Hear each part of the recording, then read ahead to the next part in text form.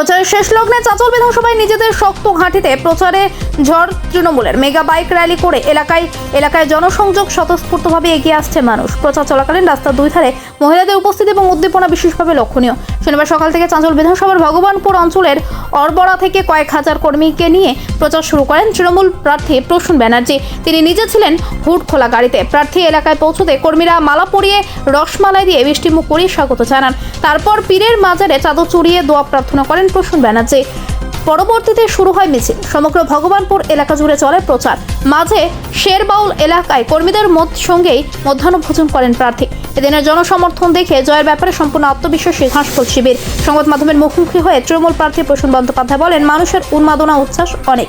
এটা মামাটি মানুষের সরকারের জয়। দিল্লিতে যিনি মুখ্যমন্ত্রী হয়েছেন কোনো প্রতিশ্রুতি পালন করেন না, কিন্তু মমতা বন্দ্যোপাধ্যায় মানুষের জন্য কাজ করছেন। মানুষের কাছে কৃতজ্ঞ, মানুষের ভালোবাসা, মানুষের উন্মাদনা, মানুষের উচ্ছ্বাস আপনারাও দেখতে পাচ্ছেন। এটা মমতা বন্দ্যোপাধ্যায়ের মামাটি মানুষের সরকারের জয়। মমতা বন্দ্যোপাধ্যায়ের কর্মসূচি, মমতা বন্দ্যোপাধ্যায়ের বাংলাকে ভালো লাগা এবং আমাদের মাটির সাথে মিশে গিয়ে কাজ করা, সব কিছুর প্রতিফলন হচ্ছে আজকে মানুষের এই জনজোয়ার, জনবিস্ফোরণ এবং উচ্ছ্বাস। স্যার, দেখা যাচ্ছে মানুষ নিজে থেকে এগিয়ে আসে, বিশেষ করে রাস্তার দুই ধারে মহিলাদের উপস্থিতি খুব লক্ষণীয়। এই বার্তাটা কি মনে হচ্ছে?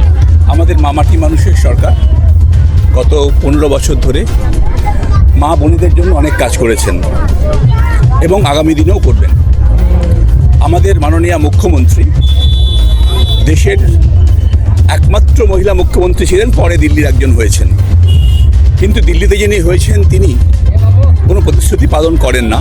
আর মমতা বন্দ্যোপাধ্যায় মহিলাদের জন্য সবসময় চিন্তা করেন যে আরও কী করে। আপনারা জানেন যে কন্যাশ্রী ইউনেস্কো অ্যাওয়ার্ড পেয়েছে। বিষয়টা এমন নয় যে আমরা শুধু পলিটিক্যালি বলছি, ইউনেস্কো স্বীকার করছে যে এইরকম ইউনিক স্কিমস যেটা মমতা বন্দ্যোপাধ্যায় করছেন সেটা ইউনেস্কোর রেকগনিশন পাওয়ার যোগ্য।